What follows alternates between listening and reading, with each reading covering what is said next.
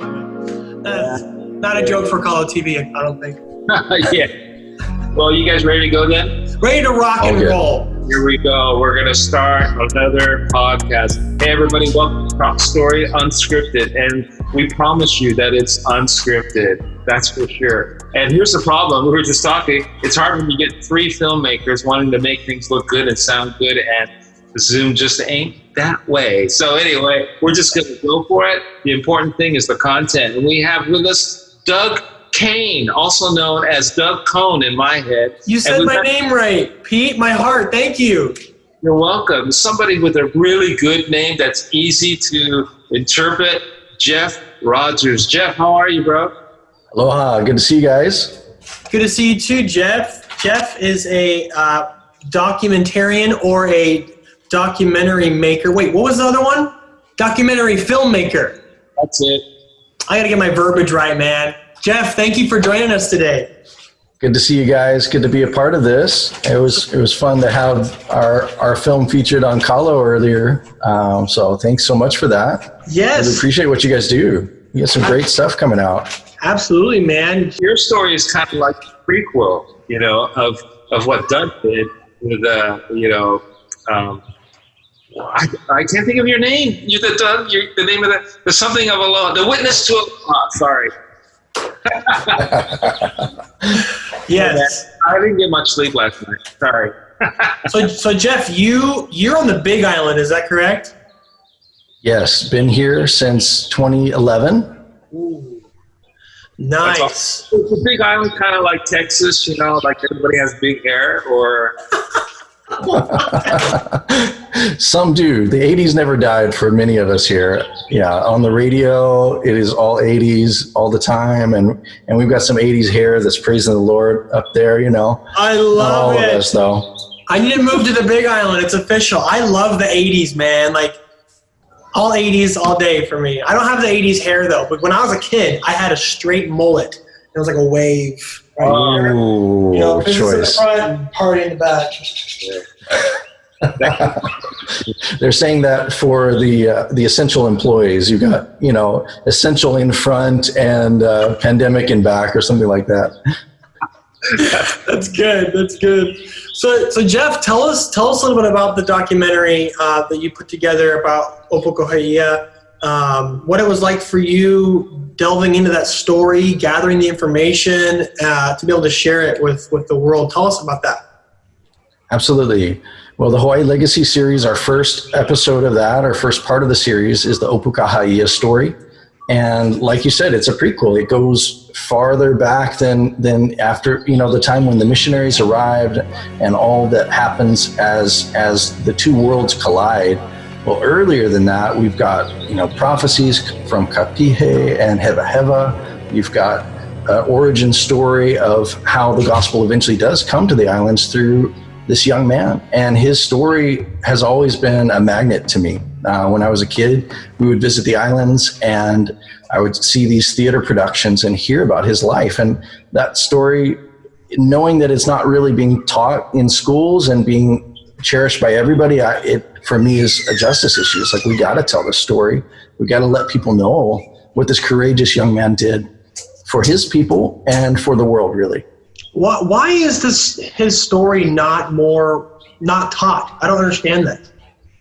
Well, it's pain. We avert our eyes from pain, and there's many subjects in history that are very shameful and painful, and we look a generation and a half really after his life.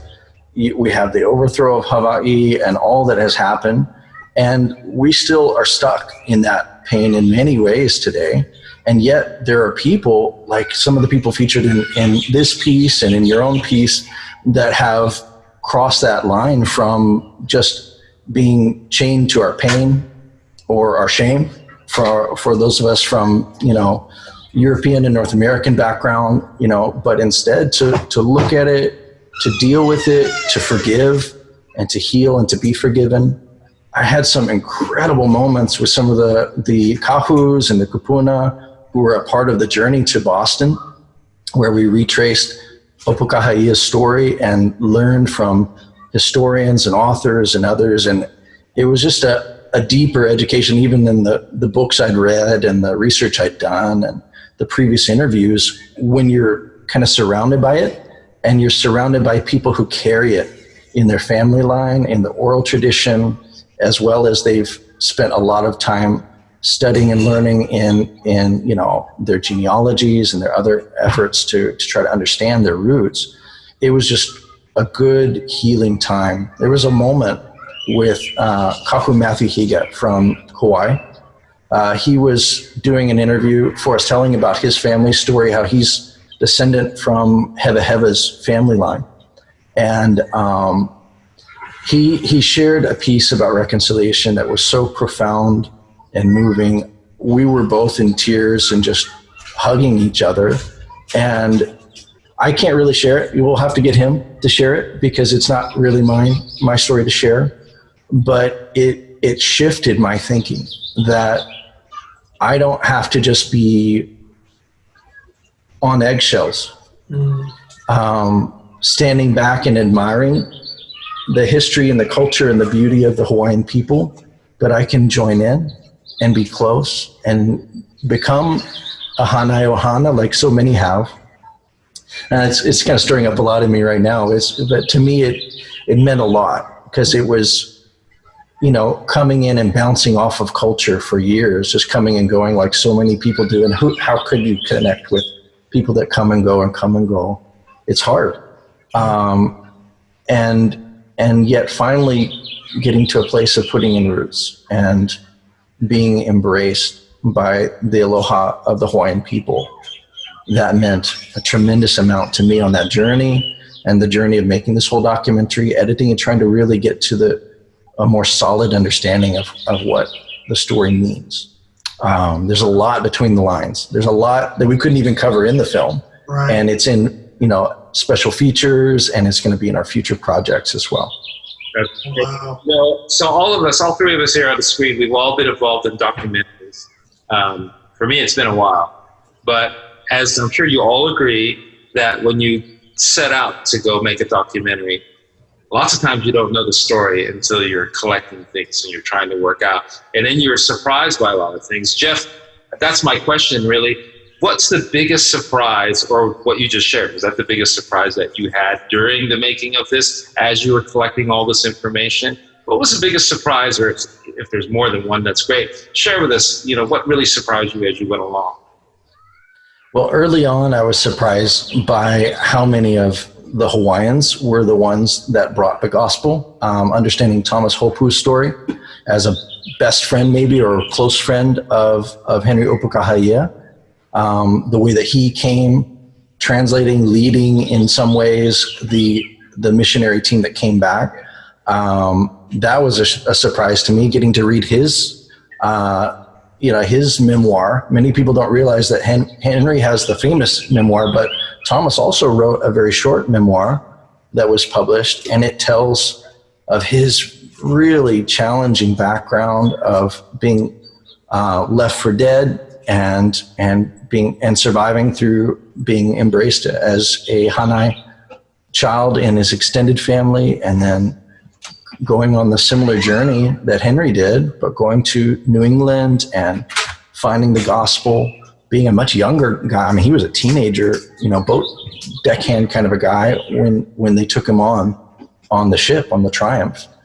And for him to really grow up as a fish out of water, it's really interesting. That was a big surprise. One of the fun surprises we had was in the art shoot. If you see in the film, there are some artistic renderings of pieces of the history of Opukahaia and others that are connected to the story. And we did this art thing where we took illustrations that we'd commissioned done based upon historic images and artistic interpretation. They did kind of a Polynesian tattoo style animation, and we took that, projected that onto Polynesian percussion instruments. So ipu, pahu drum, and tuere from Tahiti, representing some of the different Polynesian, influences that are in history and of course in the story. And so as we started projecting it through the light onto the instruments and through the smoke, and we had little fans, and we're fanning it and stuff. It was interesting because it kind of turned into almost like a hologram. I hadn't planned that. I concepted the idea of how to do the art, but then it kind of came alive in a three-dimensional almost way, where you start to see the clouds of smoke and the images become like ways of transitioning from shot to shot, and they also open up and reveal. It feels very, very surprising to those of us who were there doing it. When you see it on the final image, you're like, wow, that was much more than we'd planned and much more than we had, thought it was going to turn out like. I love when stuff happens like that. And I got to say, I really appreciate the creative direction you guys took with the idea to do that. Cause it's hard to, recreations and that kind of stuff can be hard to do tastefully, I guess you could say, but you guys did a really good job. And I really appreciated the unique concept of shining that. Even the title, right? The very opening, the title shines on there. And you're right, it is very like 3D-ish. I definitely got that from that. So how long were you working on this project for, Jeff? Well, we started just kind of picking at it. I was doing another documentary on volcanoes and geology with a friend, Michael Lenow. He's the producer for this film with his wife, Sherry. And we've been working on that for years. But while we're doing that, we would every now and then get a little interview here and there, and we'd get some amazing scenics and nature shots from around the island and the islands. And as we got closer and closer to the 2020 timeframe, we knew we wanted to get this piece done. So in the last 2 years, we've been pushing in earnest. And so 2018, 19, and then this year. But particularly 2019 was our big push. And everybody's, was building up to the 2020 mark and the 200th anniversary of when the gospel came. And then this pandemic comes and sweeps away all of our distribution plans, our live screenings we had planned. We had a whole, festival happening here on the pier in Kailua Bay, right where the ship had come. The Thaddeus ship came to this very, bay right here where we live. And it's one of those reality checks that history, it actually lived here. And we think of it as locked in a history book and on some map somewhere else, but it was right there in that bay. And yet everybody's shut up at home and off, locked away from the pandemic. Yeah. So it's been quite a change. So I was grateful that we could, screen our film on Kalo and be able to get it out through the internet. Those have been our efforts, but really it's going to have to be word of mouth. It's going to have to become a piece that people would love enough to share to others. Right. And jury's still out. We'll see what people decide.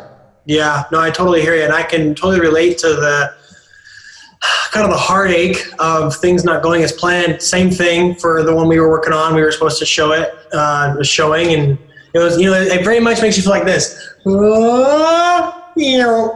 It's like that anticlimactic, okay, we're done, I guess. Okay, see you guys later, as opposed to the da-da-da.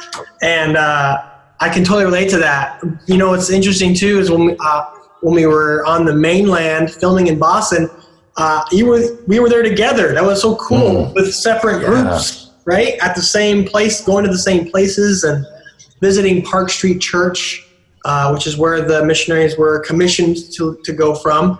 And they had a speech there. Anyway, the whole journey for me was remarkable, and it was really cool that we got to kind of share that together. But from two, I'm on my camera over here, and you're on your camera over there, and I want to say thank you, by the way. I don't know if you know this, but your name is in the credits of A Witness to Aloha.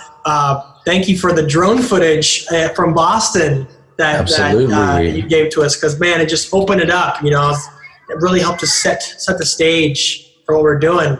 And I appreciate it. It was a real honor to be a part of that, part of your project. I love how your piece came out. Honestly, it is. Yeah, I did get to see it. I loved it. Really enjoyed seeing, the more of the breadth of the history.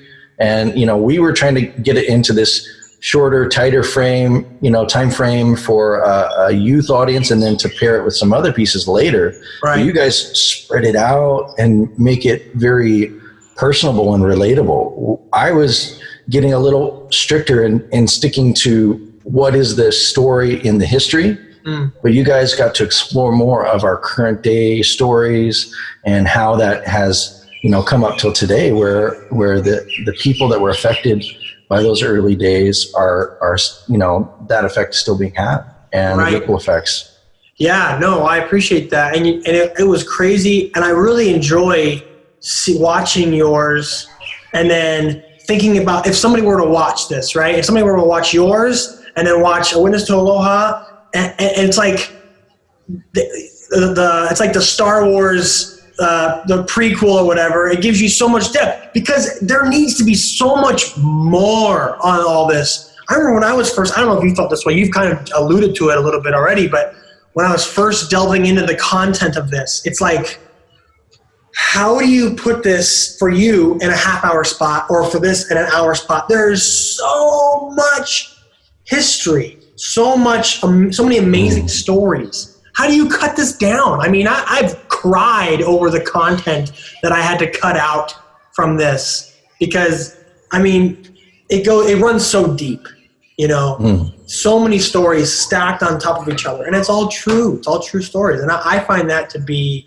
remarkable to be a part of that. It's painful, the creative process in letting go of things that are beautiful but don't belong in your story this time.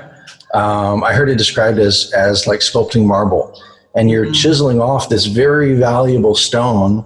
That's a John and Elizabeth Sherrill quote. They're some celebrated authors, and they just described it like that you're chiseling off this precious stone, and you gotta throw that away so that the actual sculpture can come to life. Right. And filmmaking's like that. We're going to have to leave stuff on the cutting room floor. I think some of the things I keep saving stuff because I know we're going to do a series, and I'm like, well, we're going to bring that back. One of the things I was so glad that we got to expand our time frame for the Kahlo screening and broadcast. I know you guys had requested a little more runtime to fill out that half hour, and I got to do some of the behind the scenes type special features. And Chauncey Yuen Wong, his story that is in the special features, and it's on the broadcast that people get to see on Kahlo. It is just such a profound personal story that I didn't want that on the cutting room floor, and then it got revived and brought back in the special features. That one's a real shocker. I mean, you guys allude to the Keopuolani story in your piece, and it's certainly in my piece as well, but it comes out more when he expands and tells about the genealogy of his family, how they trace back, and that his sixth great grandmother is Keopuolani, the highest elite that ever lived. Wow. And that she was the first, to accept the gospel. And through that, it shifted the thinking of the elite, which shifted the whole culture and people forever. And that was such an empowered decision because she had all of the power and influence and the ability to do whatever she wants to do. Right. But she saw the truth and the value of that and gave up, that prominence in the old system. Which is such a God orchestrated thing that you see all throughout, right? Kamehameha the First uniting the islands. If he hadn't done that, missionaries coming here would have made things a lot more difficult to have to go through different chiefs. Henry Opokohia, him going to the mainland, his whole story, and then you have Keopuolani accepting Christ.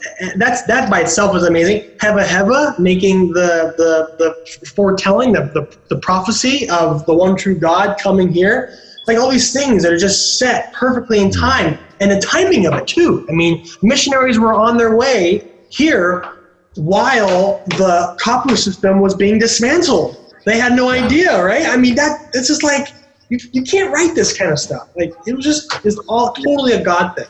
Isn't that a God thing? Though it's like you can't just.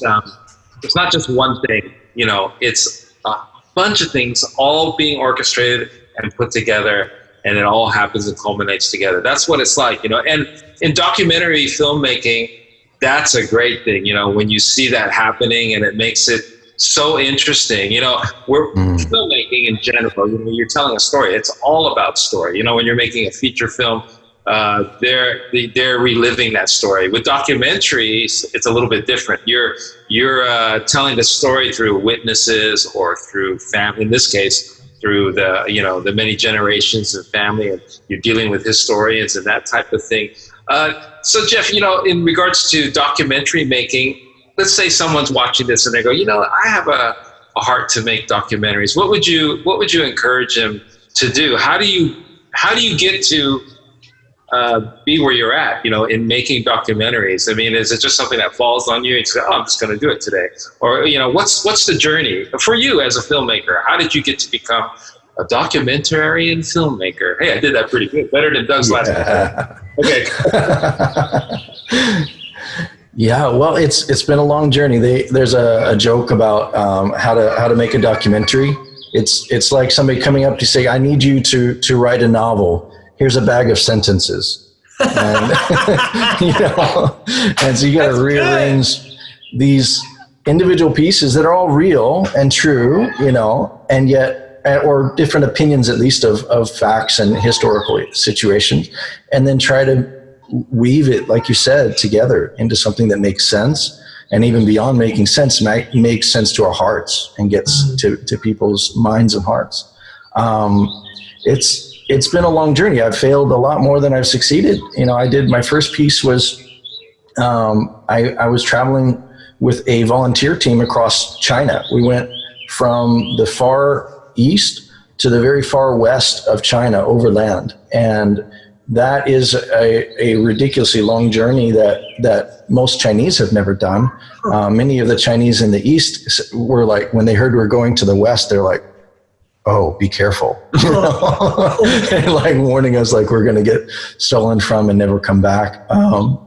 But we ended up doing this in 2008, I believe it was. Yeah. And so we took buses. We ended up caught in the middle of the Chinese New Year's, which is the largest migration of people on Earth. And when they go home from the Chinese New Year's, this is, you know, 1 billion people moving house. I'll move around during that time.